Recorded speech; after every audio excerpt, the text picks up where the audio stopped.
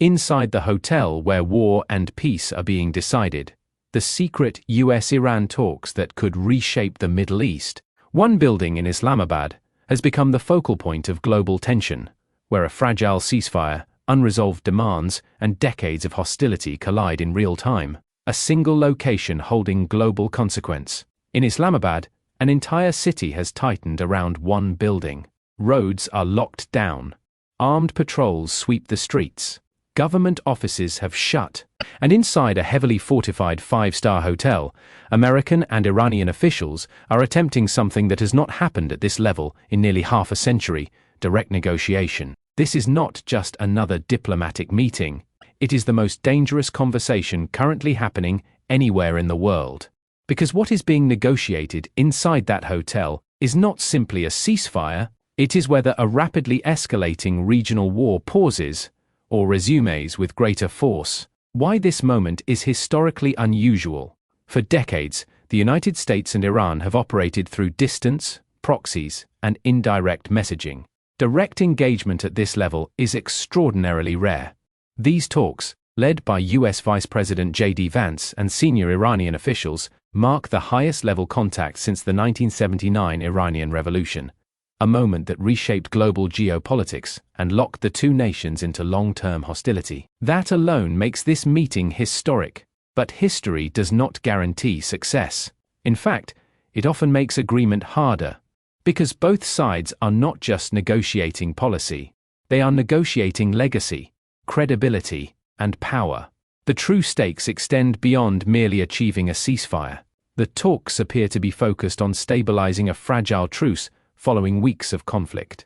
But that framing undersells what is actually at risk.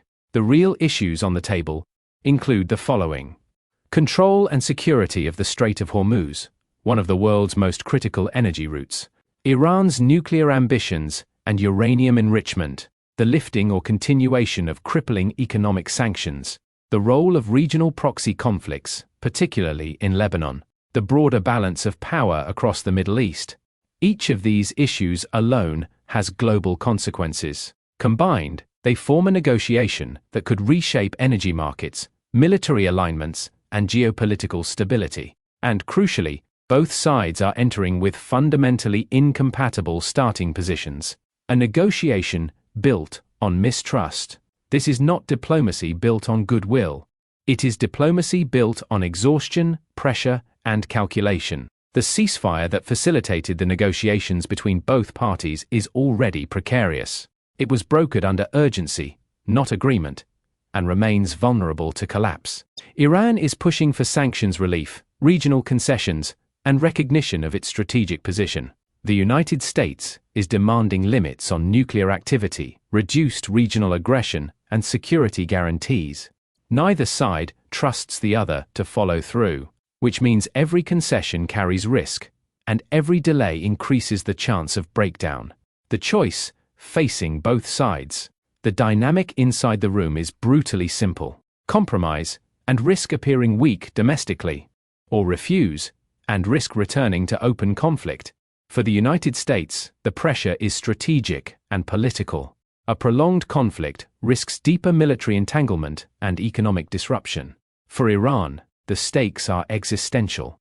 Economic strain, internal pressure, and regional positioning all hinge on the outcome. Both sides face significant challenges, and neither side can afford a clear loss. What media misses? The focus is often on whether a deal is reached. But the real signal is not agreement. It is alignment. Even if no formal deal emerges, the talks will reveal something more important: whether both sides believe continued conflict is worse than compromise. If they do, the outcome becomes the beginning of a longer process. This meeting becomes a pause rather than a turning point. If they don't, that distinction matters more than any single announcement. Why Islamabad? And why this hotel? The choice of location is not accidental. Islamabad offers a rare combination of neutrality, security, and diplomatic access. Pakistan has positioned itself as a mediator capable of maintaining communication with both sides, a role few countries can credibly play right now. The hotel itself, has been effectively transformed into a controlled diplomatic zone. Secured perimeter with military coordination, controlled access for delegations and staff, capacity to host large, high-level negotiating teams, proximity to key government and diplomatic infrastructure. This is not just a venue. It is a temporary geopolitical hub. What happens next? There are 3 realistic paths forward. 1. A managed de-escalation. A limited agreement prolongs the ceasefire, alleviates immediate tensions, and paves the way for additional discussions. This is the most stable outcome, but it requires both sides to accept partial wins. 2. A stalled process. Talks continue without resolution, maintaining a fragile status quo. This delays escalation but keeps risk high. 3. Collapse and escalation. Negotiations fail. The ceasefire breaks. Military action resumes, potentially broader and more aggressive. Given current tensions, this scenario cannot be ruled out, and preparations for it are already being discussed at the highest levels. The real meaning of this moment, what is happening inside that hotel, is not just diplomacy. It is a test.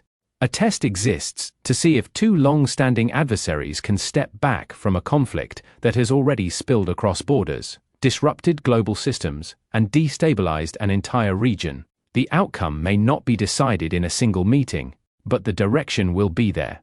Because when 2 sides that deeply distrust each other choose to sit in the same building under this level of pressure, it means one thing: the cost of not talking has become too high to ignore. What happens next will determine whether that realization holds or breaks.